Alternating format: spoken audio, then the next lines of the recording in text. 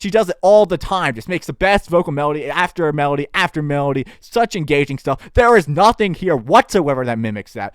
I am 7 songs into the album, and 2 of them have something engaging that is kind of leaning into. The rest of it is leaning into nothing whatsoever.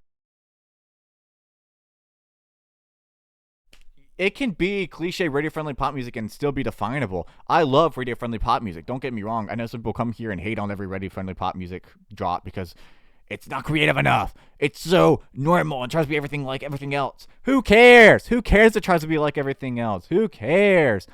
But do something productionally that, or vocally, or something that distinguishes you from the other people. Like Sabrina Carpenter, distinguish yourself from the other people where, and My Man Willpower, it has that disco implements, even though it's not the best example. Kesha in the 2010s, with her super vocoder, vocals. That was something definable. It's like, oh yeah, that's Kesha, Bruno Mars, it's his voice, it's the dance pop style, and depending on the album, it's a different thing.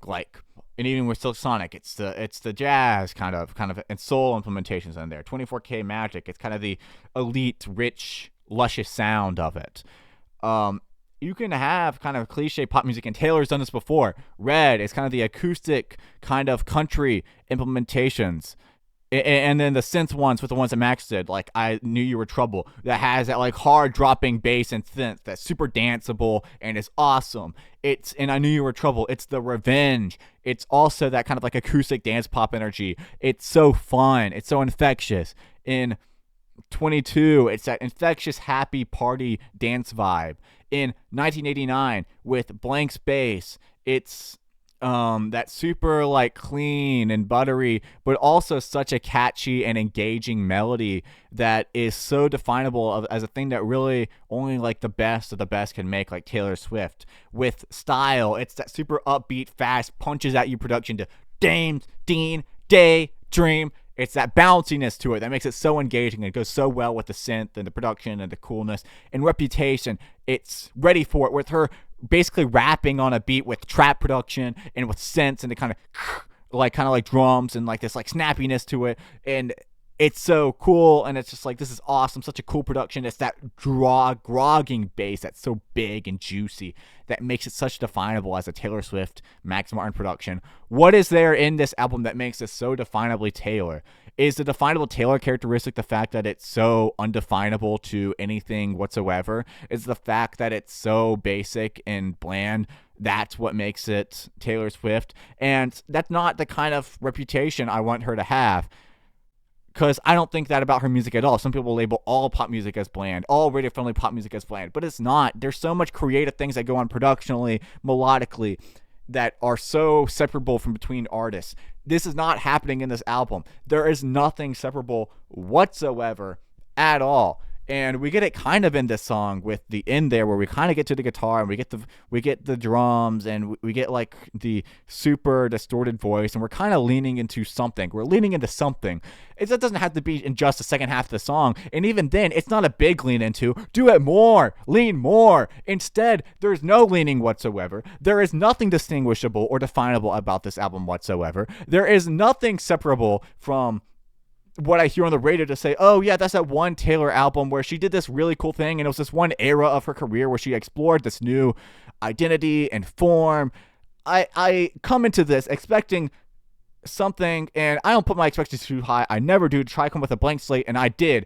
But at the very least, we're working with Max Martin, who is the best hit maker of all time when it comes to production, who is one of the best songwriters of all time, with Taylor Swift, who is one of the best songwriters of all time, who can't go her career without writing one of the best melodies ever, and she does it all the time, just makes the best vocal melody after melody after melody, such engaging stuff. There is nothing here whatsoever that mimics that, nothing that sounds like it's from Taylor Swift. This feels like at some point there has to be something to blame. Is it that it's rushed? Is it that it's had 6 months to live that was made, just like a short time period while you're doing on tour and you're tired and you're flying to Sweden and you're going after the plane? Is it jet lag? Is this jet lag? Is this flying? You lose your memory. You lose how to forget how to make like good music. Maybe I'm overplaying how bad it is, just because I am so upset listening to this right now, because it's so out of character of what we should expect. And to other people, maybe to other artists, this is not like the worst drop ever, But to her, to Taylor Swift, to one of the most successful artists of the 21st century, maybe the most successful artist of the 21st century, who a lot of people hate unfairly because she's a woman and she makes pop music for women and they don't understand why people like them and they can't connect to it on a deep level like some people do, and they speak in ignorance and hate Taylor Swift for whatever she makes, no matter what it is, have no diversity or complex thoughts as to what could be a good Taylor song, what could be a bad song, what she does well and does she does bad.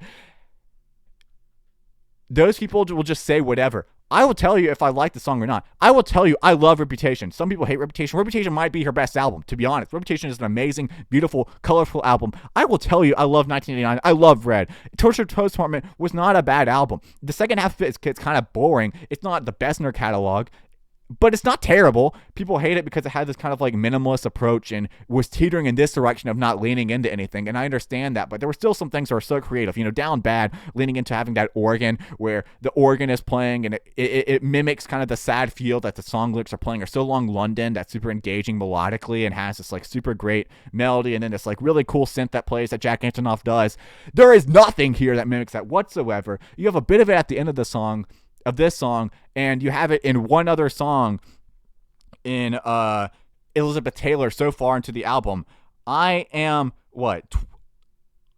7 songs into the album, and 2 of them have something engaging that is kind of leaning into. The rest of it is leaning into nothing whatsoever. It's so frustrating for someone who trusts in an artist so much and loves an artist so much that they will pre-order their stuff. They pre-ordered Torture Post Department. They pre-ordered this album on CD. They pre-bought tickets to go see them at the movie behind the production. And I'm not saying that that's weighing my opinion because, again, I approach this with a blank slate. I approach everything I did with a blank slate.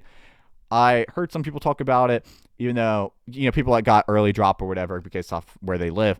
And I pushed it out the way, and I'm so excited to hear it. And the joy that came to my mind when I watched Taylor Swift's interview, and she says, oh, well, we're just going to make infectious melodies. We're working with Max Martin. The joy that goes through my mind is so high, and I work it back down to get to it so I can give you my honest thoughts. These are my honest thoughts. This is not weighed by expectations, and maybe it's just a bit disappointing, and I'm overstating everything. And I am kind of going off a tangent here and overstating how bad it is. It's not terrible. It doesn't do something so bad. This is not going to get like a 2 out of 10 from me. It's okay. And that's like it. And frankly, when you build up the career that Taylor Swift has, okay music is not really tolerable. When you're working with Max Martin and Shellback, okay music is not really tolerable. And so it's like, that's like the takeaway here. And it's so underwhelming. And it honestly is a bit frustrating because I'm going to post this and people are going to think I'm the biggest Taylor Swift hater in the world. Taylor Swift is my second most streamed artist of all time. Probably my second most listened to artist from all time. Even when I wasn't streaming, I was listening to it on the radio with my parents. I mean, I didn't listen to Taylor Swift with my parents, but with how much I've listened to it since I got streaming over the last year and a half, she probably is just my second most listened to artist ever. So I'm not someone out here who's going to come out and hate every Taylor Swift release. I made my video on Torture Post Department last year and gave it such good graces because I thought I did something cool. I didn't glaze it, I thought I was fair to it. I think I'm being fair right now. This is not on par with what we should expect from her. And even then, from most artists, is still underwhelming. It leans into nothing whatsoever. It is utterly forgettable.